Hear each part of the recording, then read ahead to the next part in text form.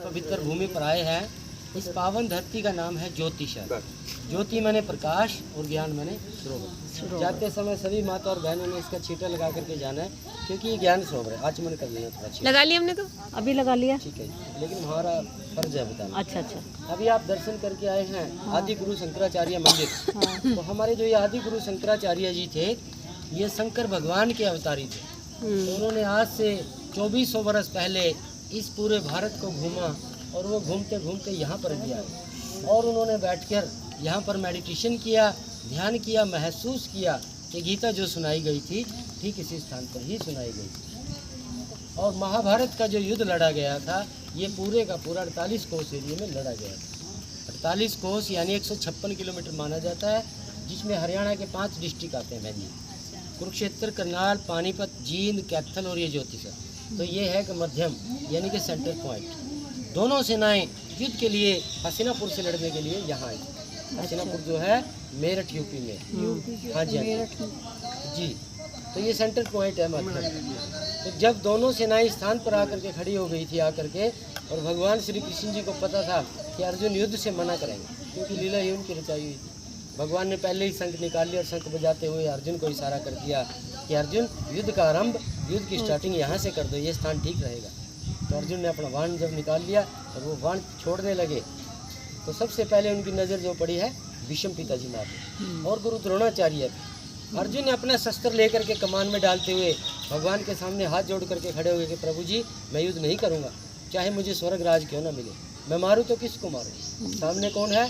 माँ भीष्म पिताजी, गुरु द्रोणाचार्य जी, गुरु कृपाचार्य जी, मेरे भाई हैं, मेरे काका हैं, है तो मेरे अपने।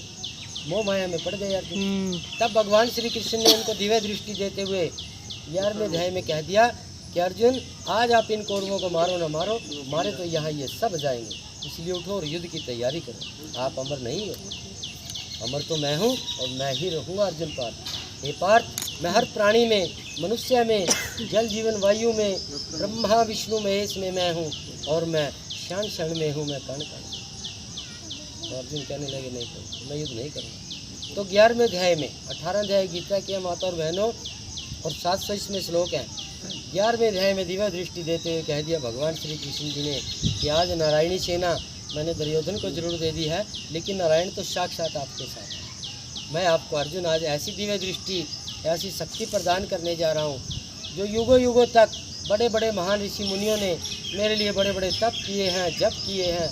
ये रूप, ये दिव्य दृष्टि, शक्ति मैंने उनको नहीं दी।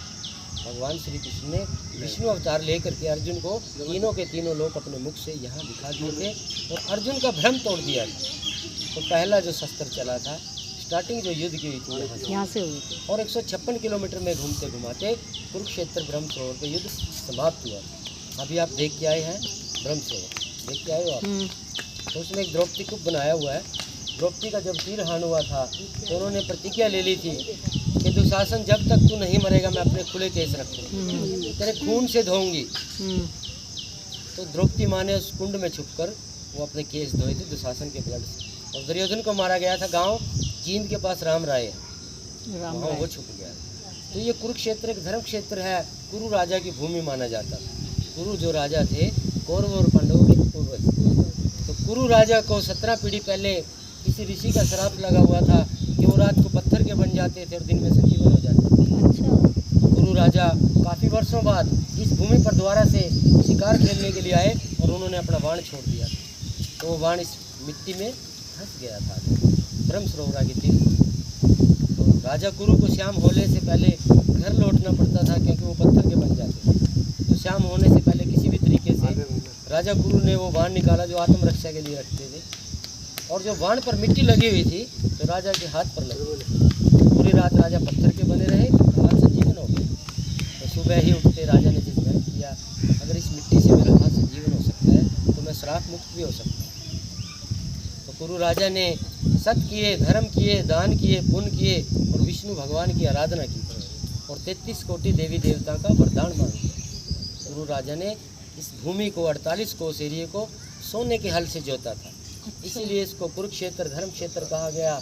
इसीलिए यहाँ महाभारत का युद्ध लड़ा गया था कि जितने भी युद्ध के अंदर मारे जाएंगे उनको मुक्ति मिल जाएगी। क्योंकि वामन पुराण के अंदर भी वो लेख है कि गंगे जले मुक्ति वांशिक स्थले गंगा को हम पवित्र जल मानते हैं, वार्षिक स्थले जो है शिव जी का धाम माना जाता है, और कुरुक्षेत्र तीर्था मुक्ति आंतरिक्ष जल और स्थल, तीनों प्रकार से मुक्ति का धाम माना जाता है प्रभु जी। तो ये पेड़ उसी समय का है जब भगवान श्री कृष्ण जी ने 18 अध्याय गीता के और 700 श्लोक सुनाए थे इसी पेड़ के नीचे। अच्छा। गीता सुनाते समय ये पेड़ भी सदा सदा के लिए अमर हो गया। अरे बाप रे। अक्षय मैंने शायद जिसका कोई शायद नहीं जो सदा सदा के लिए अमर रहेगा। कीड़ा वीड़ा नहीं लगता इसमें? आज जितने भी श्रद्धालु आते हैं पेड़ को नमस्कार करते हैं और जो उनकी मनोकामनाएं होती हैं वो यहाँ पूर्ण होती है। कोई भी माता बहन आज मनोकामना मांग करके जाएगी वो पूर्ण होगी, लेकिन मत्था टेकने के लिए आना पड़ेगा। तो लास्ट पॉइंट क्या है, ये भगवान के 9 रूप हैं। सबसे पहले लेफ्ट में सुदर्शन चक्र के पास राजा बलि हैं, दांतों वाले मुच्छों वाले। दूसरे नरसिम्हा जी, फिर गणेश जी, फिर शंकर भगवान, फिर विष्णु जी, फिर ब्रह्मा जी, जो घोड़े वाला मुख है अग्रीव, हनुमान जी और भगवान परशुराम। भाई 10वां जो रूप माना जाता है आने वाला वो कल्कि भगवान के रूप में माना जाता है, विष्णु के रूप में भी माना जाता है, शेषनाग के रूप में भी माना जाता है। तो प्रभु जी जाते समय आप भी अब इसकी परिक्रमा अगर नहीं करके आए हो पहले इनकी कर लेना, फिर उसकी जाते समय पेड़ की परिक्रमा हमने पेड़ की कर ली। उसमें छोटा सा मंत्र बोला जाता है, ओम नमो भगवते वासुदेवाय। बोलिए कृष्ण भगवान की जय, क्षेत्र धाम की जय। वीडियो बंद कर। तो ऐसी इधर की